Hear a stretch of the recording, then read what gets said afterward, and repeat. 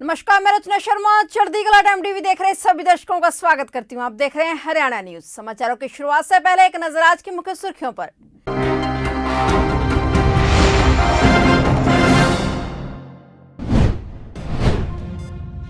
मुख्यमंत्री मनोहर लाल ने मानेसर को दी सौगात। सीएम ने ईएसआईसी अस्पताल का किया शिलान्यास। मंत्री नील विज की उपस्थिति में यूएई भारत में बिजनेस की हुई शुरुआत। गृह मंत्री विज ने यूएई के निवेशकों को हरियाणा में निवेश के लिए किया आमंत्रित। 5 राज्यों के चुनाव के बाद होगा सरकार के खिलाफ युद्ध का आगाज। राकेश टिकैत ने कहा महापंचायत में।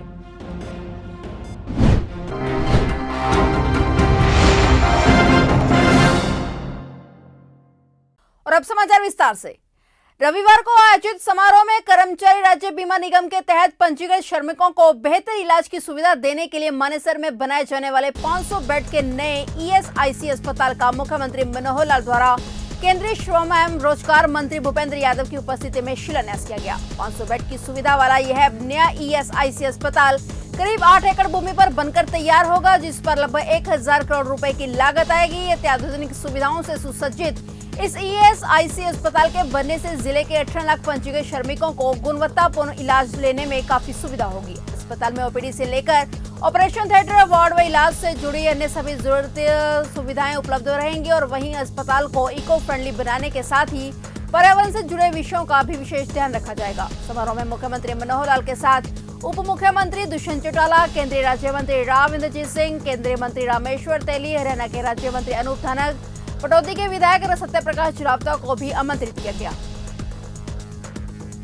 हरियाणा के गृह एवं स्वास्थ्य मंत्री अनिल विज ने यूनाइटेड अरब अमीरात यानी यूएई के निवेशकों को हरियाणा में निवेश के लिए आमंत्रित किया है। उन्होंने कहा है कि हरियाणा सरकार द्वारा निवेशकों के लिए कई कदम उठाए गए हैं और राज्य में कई तरह की विभिन्न सुविधाएं मुहैया कराई जा रही हैं। विज सीआईआई सेक्टर 31 चंडीगढ़ में आयोजित भारतीय व्यापार भागीदार कार्यक्रम के साथ एक समझौता ज्ञापन और उद्घाटन समारोह में उपस्थित लोगों को संबोधित कर रहे थे। कार्यक्रम में यूनाइटेड अरब अमीरात के शिक्षा मंत्री और शासक परिवार के सदस्य शेख मजीद राशिद अल मोहल्ला के और उनकी कोर टीम के सदस्य भी मौजूद थे। यूएई के शिक्षा मंत्री का स्वागत करते हुए विज ने कहा है कि चंडीगढ़ भारत में सबसे अच्छी तरह से नियोजित शहर है और जिसका वास्तुकला विश्व प्रसिद्ध है और जीवन की गुणवत्ता जो कि अद्वितीय है। उन्होंने कहा कि पंजाब और हरियाणा राज्यों की राजधानी और केंद्र शासित प्रदेश चंडीगढ़ के रूप में यह एक प्रतिष्ठित शहर है और आधुनिक भारत का चेहरा है। उन्होंने कहा कि मुझे ये जानकर खुशी हुई कि शिक्षा मंत्री की कंपनी ने चंडीगढ़ शहर में अपना नया कार्यालय स्थापित करने का फैसला किया है, क्योंकि चंडीगढ़ के कई लोग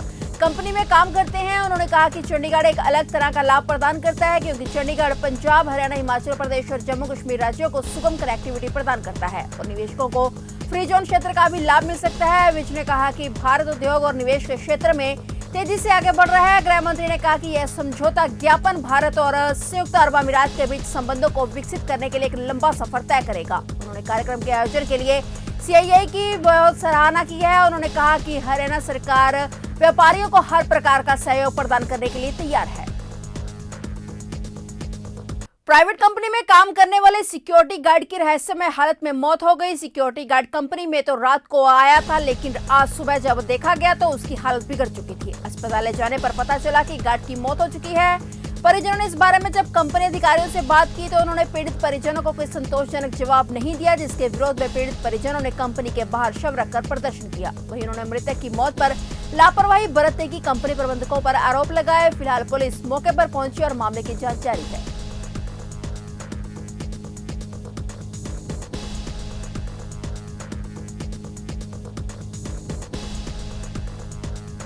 अभी आए थे, हमें इन्फॉर्मेशन मिली थी कि भाई कोई डेड बॉडी रख करके एसडी इंटरप्राइजेज के सामने लोग बैठे हैं और उसकी पहले तो यही बताया गया था कि हार्ट अटैक से डेथ हुई है, जिस पे हम आए हैं। अभी दोनों पक्षों की बातचीत चल रही है। अभी हम पोस्टमार्टम कराएंगे, उसके बाद जो काज ऑफ डेथ होगा या जो एक कंप्लेंट देंगे, बयान लिखेंगे, उसके अकॉर्डिंग कार्रवाई कर देंगे। SD engineer tech private limited company है जी। क्या मामला है? ये मामला ये है जी कि ये राम कुमार शर्मा जी थे, हमारे पड़ोसी हैं। ये रात को अपना यहाँ पे नौकरी कर रहे थे 2 साल से सिक्योरिटी गार्ड की। तो रात को जैसे ये नौकरी करने आते हैं, जैसे नित्य प्रतिदिन आते थे, वैसे ही ड्यूटी करने आए। ड्यूटी करने आने के बाद इनकी यहाँ पे रात को तबीयत खराब हुई या क्या हुआ पता नहीं चला। सुबह इनकी मिसेज को फ़ोन जाता है कंपनी से किसी का कि उनकी तबीयत थोड़ी ख़राब है, तो आप आ जाइए। तो इन्होंने फिर हमें बताया पड़ोसियों को, तो हम पड़ोसी आए तो यहाँ आके हमने देखा कि ये यहाँ ज़मीन पे लिटा रखे थे इनको, ना नीचे कुछ था, ना कोई कंपनी का बंदा था, ना कोई एम्प्लॉय था इनके साथ, और इनकी जो है तबीयत ज़्यादा ख़राब थी और हमें पता ही नहीं चला। तो हम इनको लेके गाड़ी में अपनी में डाल के पर्सनल और इनको बादशाह खान हॉस्पिटल ले जाते हैं। वहाँ डॉक्टरों ने कहा कि हमारे पास अभी जो है लाइट की कट वगैरह है, तो हम इनका नहीं कर पाएंगे ट्रीटमेंट, आप इनको अलग ले जाइए कहीं। तो उन्होंने एस्कॉर्ट रेफर कर दिया इनको, तो हम इनको एस्कॉर्ट ले जाते हैं। वहाँ डॉक्टर ने इनको देखा और बोल दिया कि इनका तो काफ़ी समय पहले देहांत हो चुका है।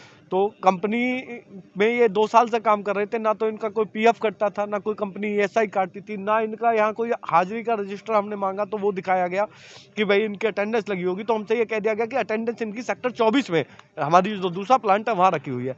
और कंपनी की किसी भी बंदे ने अभी तक की डेट में हमसे आके ना कोई आश्वासन की बात करी, ना ये बात करी कि भाई कैसे हुआ है, क्या हुआ है। एक विनोद जी नाम से एक बंदा आता है जो कंपनी का जीएम बताता है अपने आप को, जब उससे बात होती है तो वो कह देता है कि ये दुकान यहाँ से हटाओ। तो हमने कहा भैया जब तो आप कौन हो, कि मैं नाम भी नहीं बता रहे थे और वो भी नहीं बता रहे। बाद में वो कहते हैं कि मैं इसी कंपनी में हूँ। तो मैंने कहा जब आप इस कंपनी के हो ही नहीं तो आप फिर मुद्दे पे बात क्यों कर रहे हो। तो यही बात हुई जी, अभी तक कोई आश्वासन नहीं मिला, ना कुछ हुआ। अभी 42-43 साल की आयु थी इनकी। तो हम ये चाहते हैं कि गवर्नमेंट प्राइवेट सिक्योरिटी कंपनी के थ्रू लगे हुए नहीं, कंपनी के पेरोल पे थे। 11,000 रुपए सैलरी मिल रही थी, 12 घंटे की ड्यूटी थी। मानसिक शोषण और आंशिक शोषण दोनों हो रहा था यहाँ, ना कोई ईएसआई ना कोई पीएफ। मालिक की जिम्मेदारी या यहाँ के मैनेजमेंट की जिम्मेदारी नहीं बनती कि इनको खुद अगर तबीयत खराब थी तो लेके अस्पताल जाते? तो जब कोई गया ही नहीं जी, कोई कंपनी का एक आदमी जब तक नहीं था, जब तक हम हॉस्पिटल से यहाँ तक लाए, बल्कि उल्टा यहाँ का मैनेजमेंट हमसे ये कह देता है, जो मैनेजमेंट का बंदा बन रहा था वो कहता है दुकान हटाओ अपनी यहाँ से, आप दुकान चला रहे हैं, हम डेड बॉडी रख के बैठे हैं तो हम दुकान चला रहे हैं, हमारी कोई फीलिंग्स नहीं है। ये बंदा अगर इसको सही समय पे इलाज मिलता तो आज ये यहाँ नहीं होता, हमारे बीच में बैठा होता। तो आप क्या चाहते हैं? क्या हम चाहते हैं कि देखिए जी, बच्चे हैं, नाबालिग बच्चे हैं, 2 छोटे छोटे, आर्थिक घर में कमाने वाला अकेला व्यक्ति था, पूरे घर का निर्वाह कर रहा था। भारतीय किसान यूनियन के राष्ट्रीय प्रवक्ता राकेश टिकैत ने कहा है कि 5 राज्यों में चुनाव के बाद देश में जन क्रांति और सरकार के खिलाफ 36 बिरादरी के हितों को लेकर युद्ध का आगाज होगा। किसी भी राजनीतिक दल को डॉक्टर भीमराव अम्बेडकर द्वारा निर्मित संविधान का कब्जा नहीं करने दिया जाएगा। नेशनल हाईवे के बजाय गाँव की सड़कों पर सरकार विकास का मॉडल प्रस्तुत करे। तो जाने राकेश टिकैत बाकायदा द्वारा कलायत अनाज मंडी में आयोजित किसान मजदूर व जवान सम्मान महापंचायत में बोल रहे थे। किसान नेता राकेश टिकैत ने कैथल में कैंटीन का उद्घाटन किया। उन्होंने कहा कि किसानों ने ये बेहतर शुरुआत की है, इससे गरीब किसान मजदूर भाइयों को फायदा मिलेगा। अब कोई भी गरीब भूखा नहीं सोएगा। इस तरह की और योजना और किसानों की तरफ से शुरू की जाएंगी।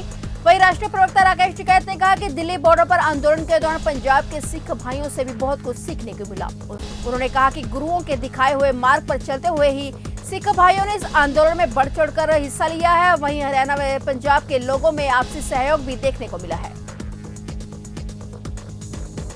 फरीदाबाद के सबसे बड़े सिविल अस्पताल बादशाह खान में दिन में भी अंधेरा छा गया। बता दें कि मेंटेनेंस के चलते सिविल अस्पताल बादशाह खान में शाम 4 बजे तक बिजली का कट रहेगा। इसकी सूचना पहले ही अस्पताल प्रशासन को दे दी गई थी, जिसके चलते अस्पताल ने पहले ही तैयारियां कर रखी थी। और इसी के चलते कट लगने से पहले ही एनआईसीयू वार्ड में भर्ती छोटे बच्चों को आसपास के निजी अस्पतालों में भर्ती करा दिया गया, लेकिन ओपीडी में आने वाले मरीजों को परेशानी का सामना करना पड़ा। तो वहीं दूसरी ओर अस्पताल के डॉक्टर भी टॉर्च की लाइट जलाकर मरीजों का इलाज करते हुए दिखे।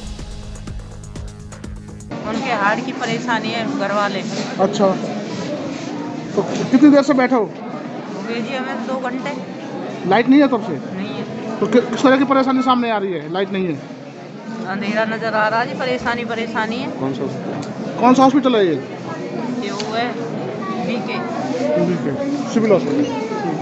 4 दिसंबर 2012 को राजस्थान के मेवाड़ से शुरू हुई गौ पर्यावरण और अध्यात्म चेतना महायात्रा अंबाला पहुंची, जहां पर गांव चौड़मस्तपुर में इस महायात्रा का गांव वासियों द्वारा भव्य स्वागत किया गया। पूरे गांव में गौवंश के साथ कलश यात्रा निकाली गई। तत्पश्चात गुरु आचार्य द्वारा संगत को गौ संरक्षण व पूजन के बारे में जागरूक किया गया। साथ ही उन्होंने घर में गौ पालने के धार्मिक फायदे भी बताए। गुरुजी ने बताया कि 31 वर्षीय यह यात्रा 9 साल पहले राजस्थान के हल्दी घाटी से शुरू होकर देश भर में जा रही है, जिसका उद्देश्य जन जन के मन में गौ सेवा के प्रति भाव जगाना है, ताकि गौ माता की राष्ट्रीय माता को सर्वोच्च सम्मान मिले। और हमारे गुरुओं पूर्वजों ने भी गाय को भगवान का दर्जा दिया है।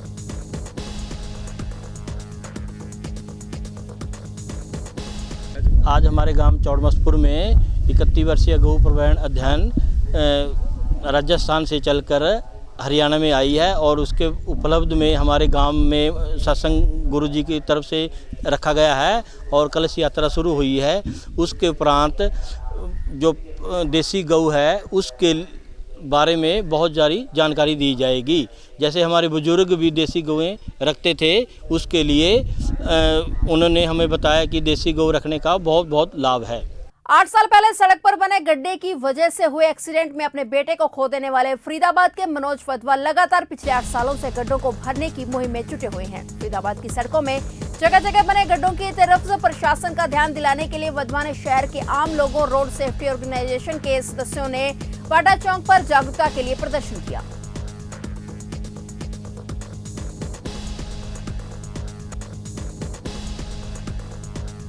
सर 8 साल पहले हमने इसी जगह पे मैंने अपने 3 साल के मासूम बच्चे को खो दिया था गड्ढों की वजह से, और तब से मैं अपना जो केस है वो कोर्ट में परस्यू कर रहा हूँ, कोर्ट में लड़ रहा हूँ उस केस को। और हमें जो इसमें कॉन्ट्रैक्टर कंपनी दोषी थी उसमें पुलिस की SIT की रिपोर्ट में ये निकल के आया था कि वो दोषी हैं और चालान फाइल हो चुका है ट्रायल कोर्ट में, और ये मामला अभी ट्रायल कोर्ट और हाई कोर्ट के बीच में लंबित है। तो हमें पूरी उम्मीद है कि कोर्ट से हमें इंसाफ मिलेगा और जो जिम्मेदार अधिकारी हैं उनको सज़ा मिलेगी। उसके लिए हम लड़ते रहेंगे पैरेलली। दूसरी बात यह है कि जो इसमें गड्ढे होते हैं सड़कों पे, वो किसी भी सड़क पे हो, चाहे वो नेशनल हाईवे हो चाहे हमारे स्टेट की हाईवेज़ हो, उसमें जो कॉन्ट्रैक्टर कंपनीज होती हैं और जो अधिकारी, सरकारी अधिकारी उनको मेंटेन करने के लिए जिम्मेदार हैं, वो अगर उसको सही से मेंटेन ना करें तो उसके खिलाफ सख्त प्रावधान बनाए सरकार। ये हमारी मांग है सरकार से। इसके लिए हम लगातार जागरूकता फैला रहे हैं और कोशिश कर रहे हैं कि सरकारों के जो अधिकारी हैं और जो सरकार में जो हमारे सांसद हैं, विधायक हैं, इनके थ्रू हम ये बात अपनी जो है विधानसभा, लोकसभा, राज्यसभा में पहुँचाएँ। और माननीय सुप्रीम कोर्ट, हाई कोर्ट में भी हम लेटर लिखने की कोशिश कर रहे हैं। वहाँ भी हमने अभी हाई कोर्ट में लेटर लिखे हैं काफ़ी, और बताया गया है कि ये अगर कानून बनता है तो इस कानून की वजह से हम जाने गड्ढों से बचा सकते हैं। दिल्ली से सटे फरीदाबाद में स्वास्थ्य विभाग की टीम ने पिछले काफी समय से मिल रही शिकायत के आधार पर एक नर्सिंग होम पर गर्भपात की खबरों के आधार पर छापा मारा। स्वास्थ्य विभाग की टीम ने नकली महिला ग्राहक को भेजकर मौके पर मिली नर्सिंग स्टाफ को रंगे हाथों घर दर्द दबोचा और देर रात की गई इस छापेमारी में नर्सिंग होम संचालक नदारद मिले। स्वास्थ्य विभाग और पुलिस की इस कार्रवाई में फिलहाल नर्सिंग होम संचालकों को पूछताछ के लिए बुलाया जाएगा और आगामी कार्रवाई की जाएगी। ये माननीय सिविल सर्जन जी को गुप्त सूत्रों से सूचना मिली है कि यहाँ पर अवैध MTP की जाती है, गर्भपात किया जाता है, और आज हमने वही पूरा प्रोसीजर किया और डिकॉय वगैरह जो थी उसको भेजकर उन्होंने दवाई उसको रखी और उसकी पूरी तैयारी कर रहे थे। और पहले उन्होंने अल्ट्रासाउंड कराया, उसके बाद अल्ट्रासाउंड कराने के बाद भाई पेट में बच्चा है, वो बच्चा था कन्फर्म है, और जो प्रक्रिया बनती है सारी कार्रवाई हम कर रहे हैं। तो सर अभी क्या नाम है, कौन कौन से गुनहगार हैं यहाँ पे? कई डॉक्टर मीनल भट्टी, डॉक्टर सुनील ढींगड़ा, डॉक्टर कोमल गुलाटी के नाम के बोर्ड लगे हुए हैं, तो कौन कौन से गुनहगार सामने पकड़ में आए हैं और क्या प्रक्रिया? यहाँ पे कोई भी डॉक्टर नहीं है, एक स्टाफ नर्स अपने आप को लता बताती है, ठीक है, एक स्टाफ नर्स है और वही है अभी मौके पे, वही सारी प्रक्रिया कर रही थी। अभी तक कोई ना डॉक्टर आया है, और बाकी हमारा जो प्रक्रिया है सरकारी तौर तरीके से वो जारी है। फिलहाल हरियाणा न्यूज में इतना ही। तब तक के लिए देखते रहिए चढ़ती कला टाइम टीवी और मुझे दीजिए इजाजत। धन्यवाद।